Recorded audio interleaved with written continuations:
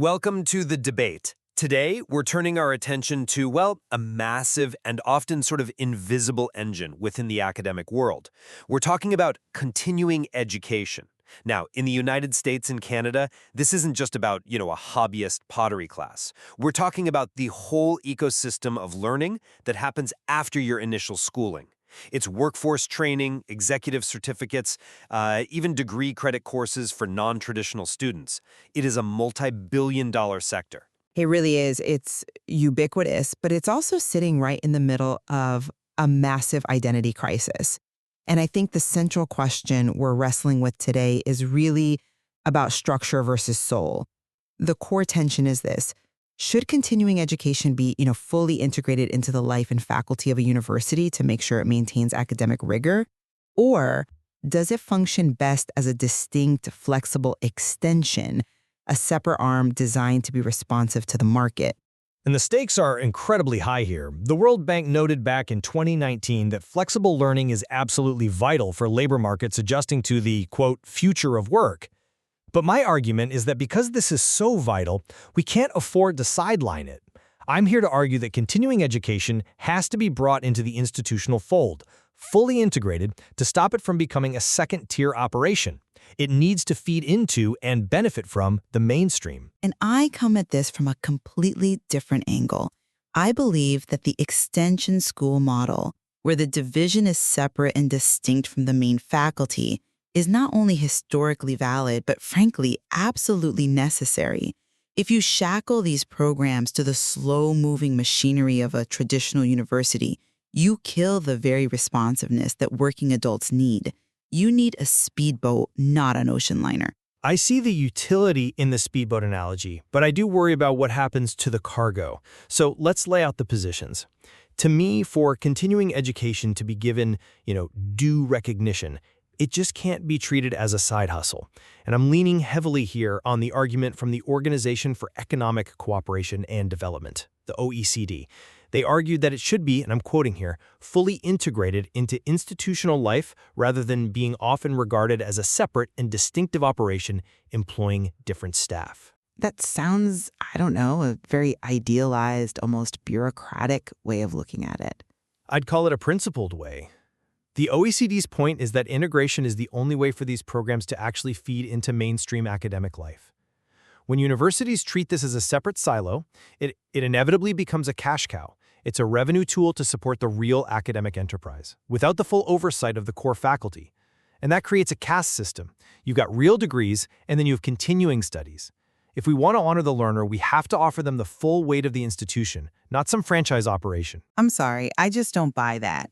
Let me tell you why. The non-traditional student, we're talking about the working parent, the mid-career professional, they require a non-traditional structure. You talk about the weight of the institution, but sometimes that weight is just dead weight. I mean, look at Georgetown University, Michigan State, the University of Denver. They have all explicitly used non-credit programs to build partnerships with corporations and government agencies. That requires a level of agility that a traditional anthropology department just doesn't have. But are those partnerships academic, or are they just transactional? That's the real question. They're responsive, and they provide access. Look at the University of Florida. In 1976, they created a specific division of continuing education. Why? Because they had to offer courses on evenings and weekends.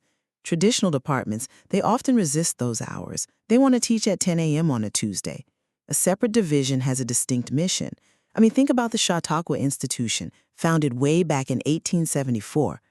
It started as an educational experiment in out-of-school vacation learning. It succeeded because it wasn't trying to be a traditional university. Separation allows for that. That is an interesting point, though. I would frame it differently.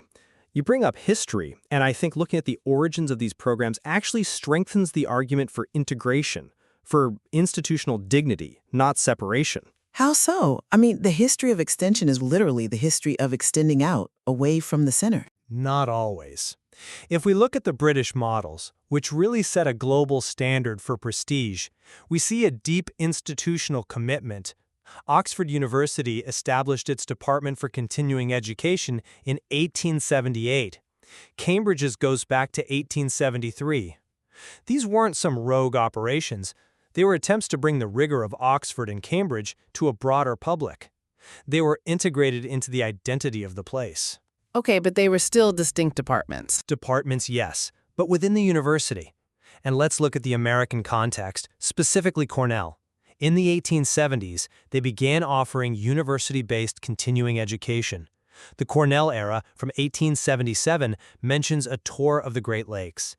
Now, this wasn't some travel agency run by an administrator. It was under the direction of Professor Theodore Comstock, the head of Cornell's Department of Geology. That is the integration model. The subject matter expert, the core faculty, is leading the charge. When you separate the administration from the faculty, you lose that direct line. You get a facilitator instead of a scholar. That's a compelling case. But have you considered the counter-history right there in the Ivy League? Look at Harvard. Their origins in this go back to 1835 with the Lowell Institute.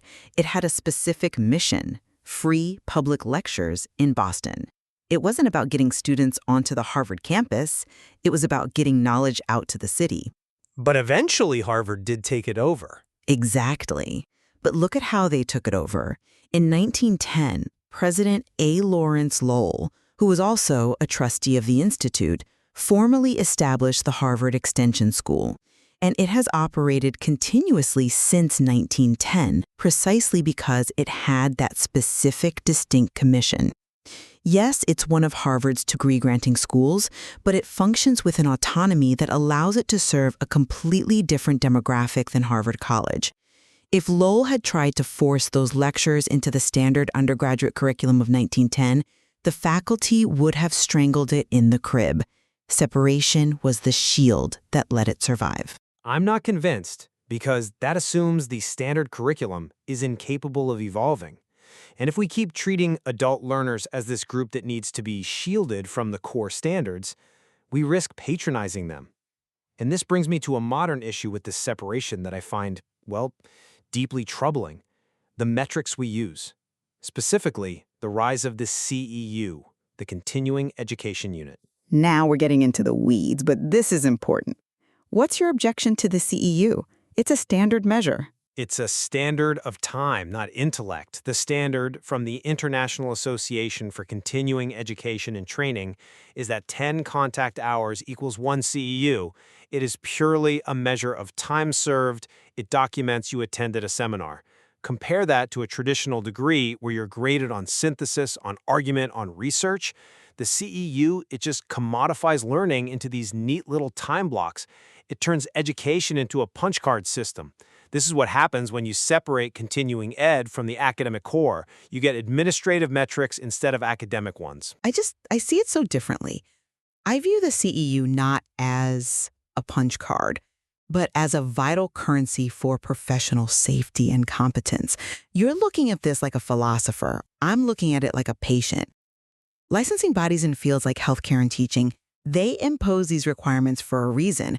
They need a quantifiable way to ensure that a nurse or a psychologist stays up to date.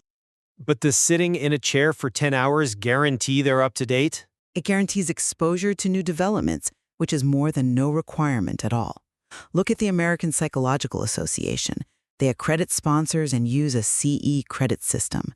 If a psychologist needs to learn about a new treatment for PTSD, they can't wait for a university to approve a new 3-credit graduate seminar that meets for 16 weeks. That credit hour system is just too slow, too cumbersome. The CEU and the structures that deliver it allow for the rapid deployment of knowledge.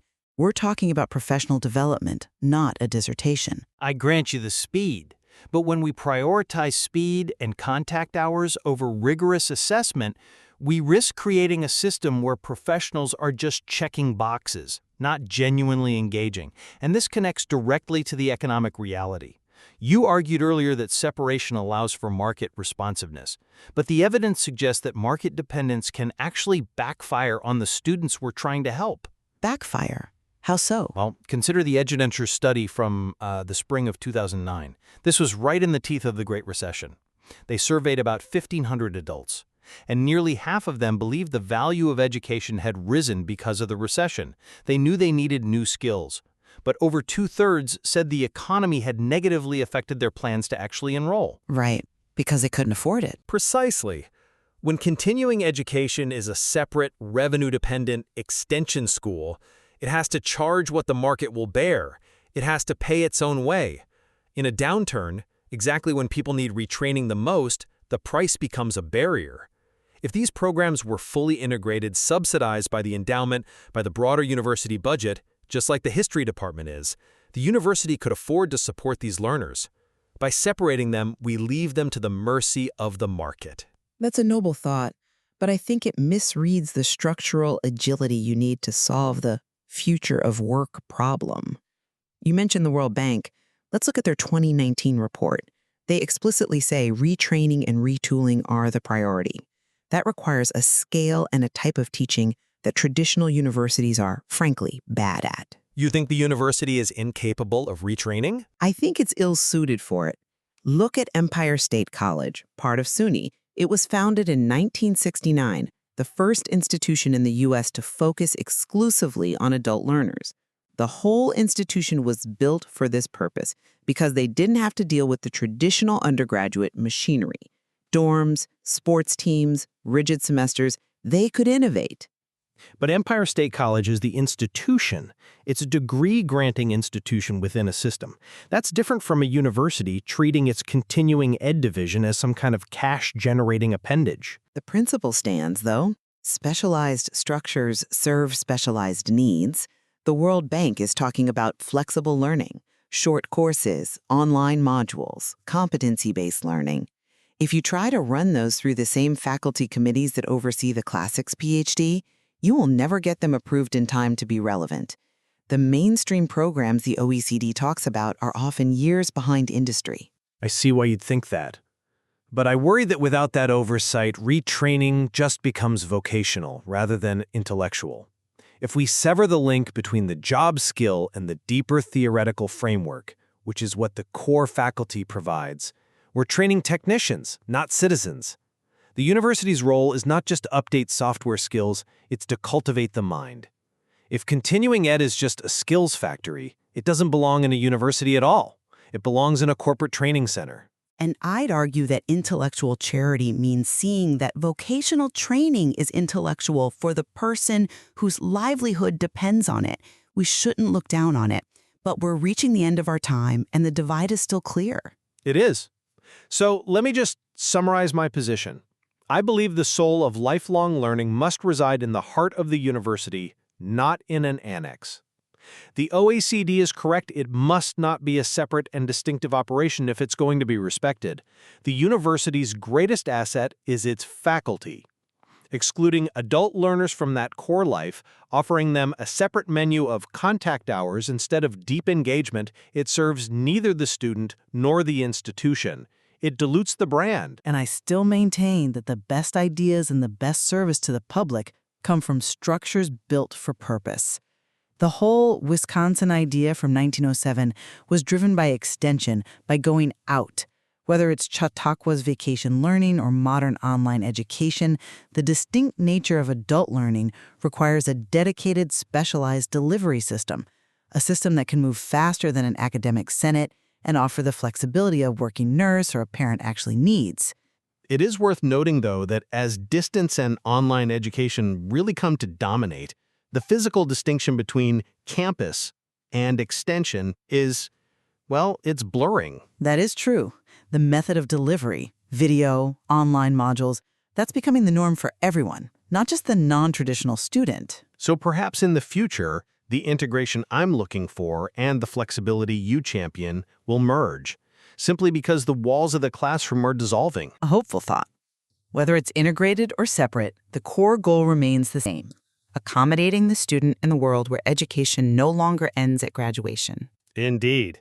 Thank you for joining us for this discussion on the structure of knowledge.